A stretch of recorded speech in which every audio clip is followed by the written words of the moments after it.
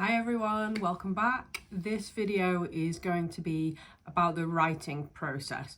We're going to be breaking it down into kind of manageable chunks and I'm going to talk you through it step by step. I think that if you are completely new to writing, you want to start writing but you don't really know where to start, feels a bit overwhelming, then this video might be helpful for you.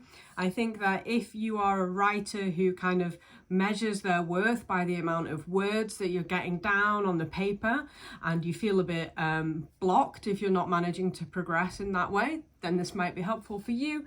And I think if you're experiencing writer's block and you feel like your progress has stalled, then this also might be useful for you. First things first, who am I? My name's Lucy. I am a first-time aspiring author, but I am also an academic and I have a lot of experience of academic writing.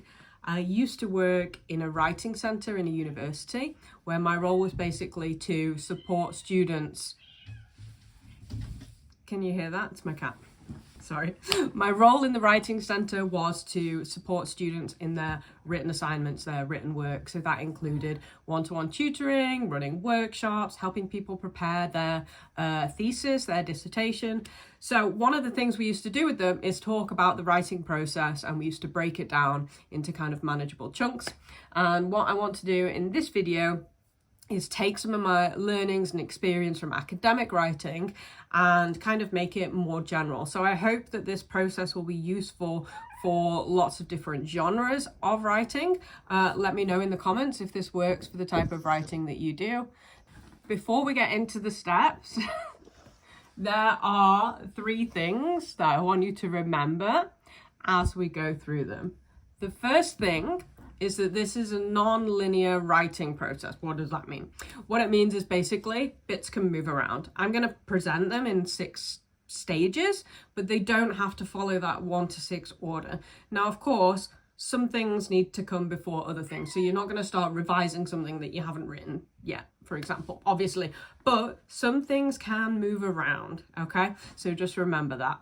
The second thing to remember is that this process will look different for everybody based on the genre that you're writing in, whether you're doing an academic piece of writing, fiction, based on the setting, the length of your story, all the different needs you have, whether and how you're trying to get it published or whether it's an assignment. It's going to look different for everyone. And there's going to be different level of emphases on different steps. So some steps might be more important than others, and that is going to depend entirely on you. Now she wants to go out again. Okay, and the third thing to remember is that not all these steps need to take place at a desk, in front of your computer, or kind of sitting still, essentially. And I think that is important to mention when we spend a lot of time sitting at desks. Now, as always, I'm talking from my perspective, building on my experience. Okay, let's get into the 6 stages of my writing process. The first stage is reading and research. Now, this is foundational across lots of genres of writing. Obviously, if you're doing an academic piece or an academic assignment, that's probably going to be your first step. That doesn't need to be the case if you're writing fiction. Recently for me, I started a short story and I decided to do some reading and research first because I was discussing something medical and I wanted to have a solid basis going into that writing. However, on my first story, I was halfway through the story when I decided to dip into some relevant reading and research. And I wasn't looking for kind of facts and a foundation. I was looking for how those authors told the story, like narrative devices. So it was slightly different. I've also said in a previous video that I actually don't manage to read a lot these days. However, I did read a huge amount when I was much younger.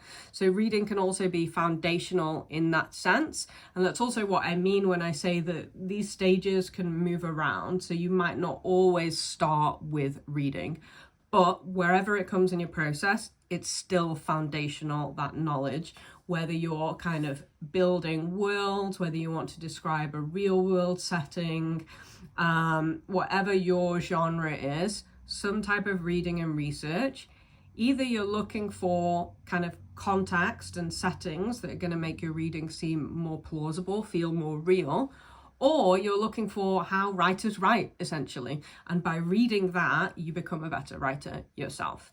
The second stage is ideas and inspiration. And this can take so many different forms. So for me, for example, lots of the short stories I'm writing at the moment, I've had specific experiences in my life that have kind of sparked ideas and thought, oh, I could build a story around that. So I was never really sitting down and making notes for this stage. I was just living my life. Or often it's when I'm doing something like walking to collect my kid from school, like little ideas will come to me and I'll start sort of fermenting them. And I'm often leaving voice notes for myself on my phone at that point whilst I'm out and walking so that I remember them later. So ideas and inspiration can come from anywhere, but usually you need something to spark it, okay? And it might come from your reading and research. So if you're doing an academic piece of work or an assignment, it might be based on something that you've read that kind of sparks that interest. So very, very varied stage. The third stage we're calling plotting and planning. Now, in my academic work, I never start writing a paper without having like a bullet pointed structure or an argument summary. So I'm outlining like, what do I want to say here and what structure is that paper going to follow? Now, there can be more standard formats for academic pieces. You don't need to follow those, obviously, if you're writing in different genres, but nonetheless, I found it very useful to go through this stage, and I actually started doing it with my short stories, even when they're only a couple of thousand words long, and even when I actually don't end up following that plan dot by dot, it's still a useful basis to have. And what it helped me to do in my fiction writing is to get those ideas, that inspiration onto paper in a structured way. And I call it like a skeleton outline. It's really just the bones of what you're going to write. You can also like add flesh to it. Like sometimes when I write academic pieces, I'm starting with that plan, that structure, and I'm just adding onto those points and building it out like that. But I find this to be really crucial, especially if you're doing a longer piece of writing. Maybe you need to work some more complex plot lines, plot twists. If you're using like different perspectives, different time periods, it helps to map that out. And again, this can look different depending on what you're doing. So it might be, for me, it's usually following this sort of bullet point structure, but for you, it might be more like a mind map, right? Mapping out visually all the different characters, how they interact together over time and space in your story. So that is plotting and planning. The next stage, we're calling it the big W. It's writing, okay? Because I couldn't think of like an alliterative cute name to give it.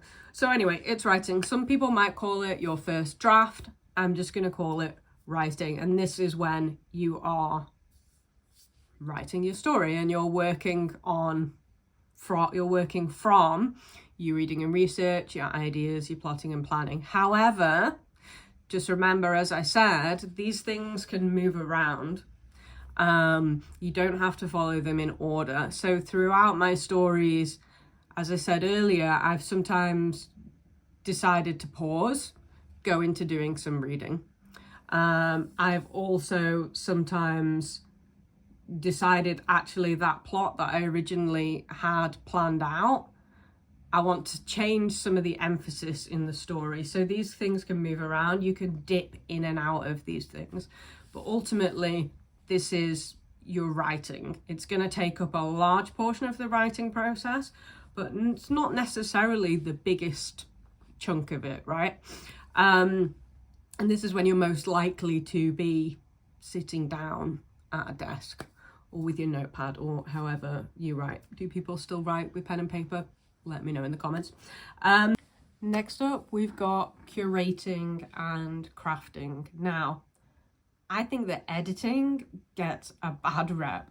I see lots of people really struggling through and hating their editing phase. And honestly, I love it. And I'm going to tell you why. You get a chance to make your writing better. And I see it as like an act of care. You're taking care of your piece of writing. You're going back to it and you're making sure that it's the best that it can be. And I think that that is a wonderful thing to be able to do, to not have to submit your first draft of something, which you should never do, by the way, but to be able to revisit it, to revisit the storyline, the characters, the arguments you've made, and to make them stronger, sharper, better. And I think that is an amazing opportunity, right? And I see it as taking care of your writing. So that's why I want to call it curating and crafting, because it's still a creative process. I think that it's tempting to see editing as very functional, but actually you're still crafting, you're still creating there. So this is how I approach editing, and I actually enjoy doing that. Next up, and this is the last stage, it's revise and resubmit. If you are from academia, this will be very familiar face to you, the R&R. So typically what happens when we publish academic writing, we send it to a journal and then it is reviewed by 2 or more anonymous reviewers. So they don't know who you are, you don't know who they are, and they will read your work in depth and provide written feedback on it. And they will also say whether they think that it should be published or not, and if they think it should be published, what sort of revisions are necessary. Now, of course, that process is not the same across other genres of writing, but nonetheless, it is very, very likely to be the case that before your writing goes out into the world publicly, somebody is going to read it and they're going to provide feedback on it. And based on that feedback, you are going to need to go back into your writing and you're going to need to revise it before resubmitting it. So it's a bit different from editing. It can be much more substantial or not. It just depends. The point is that you're now curating and crafting in light of this feedback. So you've had external perspectives on your work and you usually need to respond to those in some way, or you might need to justify why you're not going to respond to them in some way. It still requires revision, resubmitting. And this process can also be iterative. You might need to go through multiple rounds of revision and resubmission. And then, of course, we're moving from the writing process into the publishing process. So that kind of overlaps that one. And obviously, this is typically the last one. But if you're doing some substantial revisions, you might be going back into writing. You might be going right back to your reading and research, because there might be some gaps in your work that need addressing. So you've got to go back into the reading and research. So you're still going to be moving around a little bit. And that's it. That's all 6 steps of my writing process. Remember that these steps don't have to be followed in that order. You can dip in and out and move around of these as it works for you. And I really hope that this is helpful for people who feel overwhelmed by writing. You will have seen me say in my videos, feels like millions of times, I'm overwhelmed, I'm exhausted, I don't feel like writing tonight. And, you know, I'm writing at the end of the day after a full day of work, looking after the kids and everything. And often I just don't feel like doing it. But when I have this writing process in mind, I know that I can go into another stage in the process.